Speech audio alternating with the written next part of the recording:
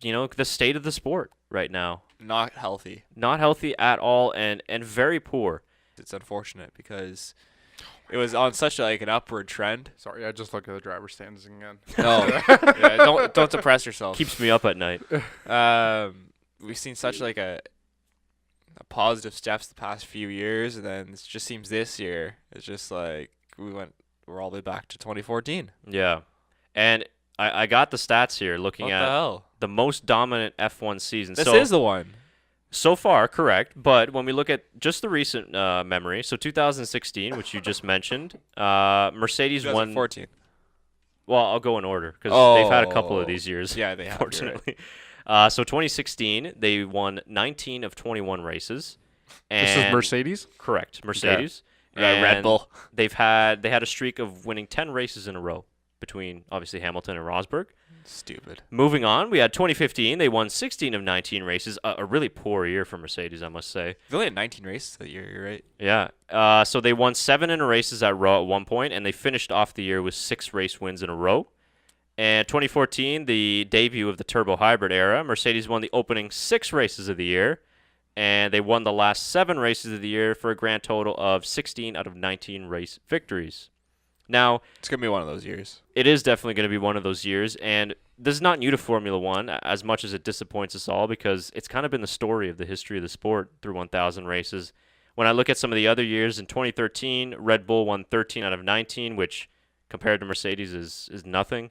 In 2002, Ferrari won 15 out of 17, and you mentioned this a couple podcasts ago. Schumacher was on the podium in every race. Every single race. And the most dominant F1 season ever, McLaren won 15 out of 16 races in 1988.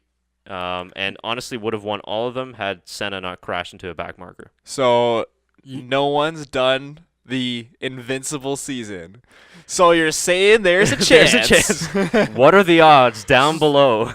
I mean, if you've been a fan of the sport for quite a long time, it's not new, but I don't know. There just seems like this is just a new level of it. Yeah, it is of new level. domination. Because it's been like this for 5-6 years now. And it's 6 just years. oh, okay, enough's enough. Yeah. And I know Ferrari had their 5-6 years of glory too, and Red Bull had 4 years of glory, whatever it was. But I don't know, it just kind of seemed different then, did it not? well, when you look at the Red Bull era, they were still competitive seasons. 2010 championship came down to the last race between Yeah. 4 drivers. 2012 similar situation, I think, between 2 or 3 drivers. 2011, 2013 was more dominant, but at least you had Pastor Maldonado winning races and Mark Webber and Fernando and Pastor. Kimi even as well with Lotus, right? I mean, you Yeah. had Lotus. Lotus That was was, Yeah, up there. Lotus was up there. right. So, but the Mercedes domination, I don't know the exact stats, but they've won either 70 or 80% of the races in this turbo era, or Yeah. turbo hybrid era, excuse me. So the domination is just to another level. And like I said, if the championship was close and they won 5 in a row, you just tip your cap to them. Yeah, absolutely. And we don't blame Mercedes for being that good. You're not going to come in and tell them to stop. I think this really relies on Formula One management and the FIA. Yeah. And they got to come in and just change the whole dynamic because they're going to lose fans. They're going to lose races because it's just not going to be financially viable anymore. Yeah. And the people online that are saying, oh, well, just go watch another series or, well, because you see that. It's like as fans and as people who consume the product, you have every right to voice your complaints when it's not But it good. is the premier motorsport, right? We look Correct. at F1 as the top tier, and fans want to follow the top tier. But you have to make the top tier exciting. Yeah, and it's funny looking at the parallels.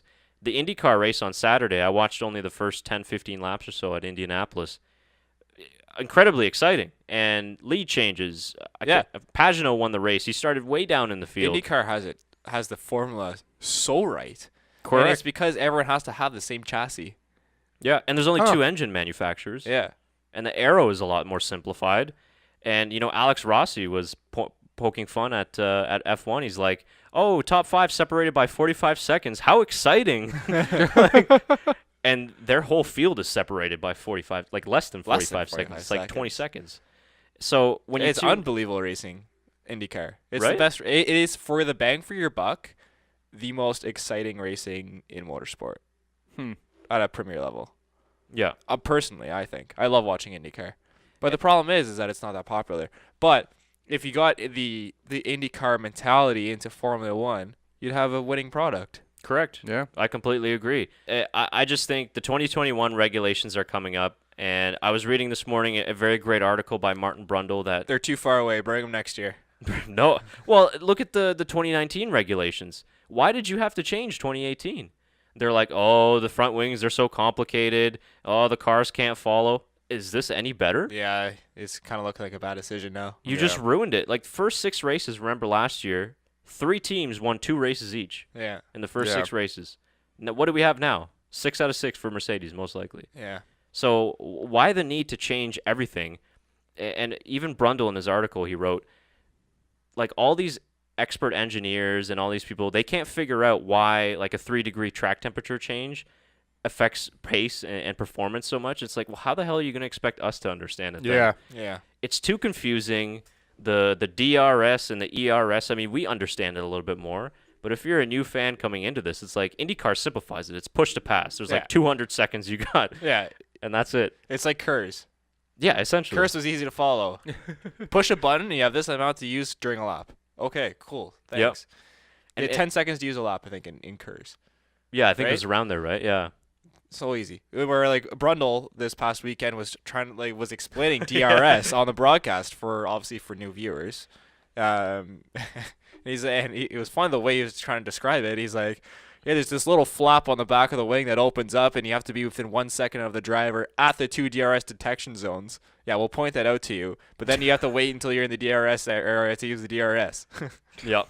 Yep. You got to be in the detection zone within 1 second, and then the flap opens. But then you got turbulent air, Yeah. which is just a whole nother story. Like, how you're not going to hold on to any fans that way. So, and he's not optimistic about the regulations coming in 2021. And Brundle was saying he was speaking to people behind the scenes in Barcelona at the race weekend, and they were not optimistic about any changes for the 2021 regulations in terms of making it more even, making racing more exciting. And I honestly would agree with him. I think it's going to be What's more gonna make status quo. fans come back? What's even the point of watching if they're not excited about it? If they're not looking forward to it either. Good Maybe. question. Yeah, it's a good question. Again, it definitely won't happen for 2021. I think the FIA, like you said with IndyCar, they almost need to build the car for the team, and the only thing that you should be able to change is put the engine you put into it and like the tires, And that's setups. it. Because the problem is that they're involving the team with the negotiations, and that is never gonna result in fair competition. Because if you're Mercedes, why the hell would you want to even out the playing field when you just won 5 world championships in a row? Yeah, exactly. Ferrari, same thing. Even though they haven't won a championship in 10 years, but in the 2000s, when they were dominating. So Mercedes aren't going to go, yeah, you know what would be great if we evened out the playing field and we're going to be battling Racing Point and 6 other teams for the championship. Great, let's do that. They're not going to ever agree to that. Yeah.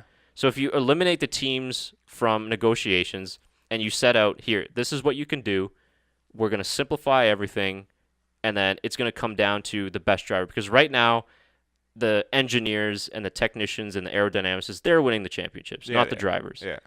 And when we've got world champions like Vettel, Hamilton on the grid, Alonso, who got pushed out of Formula One because of how shit everything was in McLaren and the whole sport in general, we're seeing these guys' careers get wasted because the battle is not on the track, it's in the wind tunnel.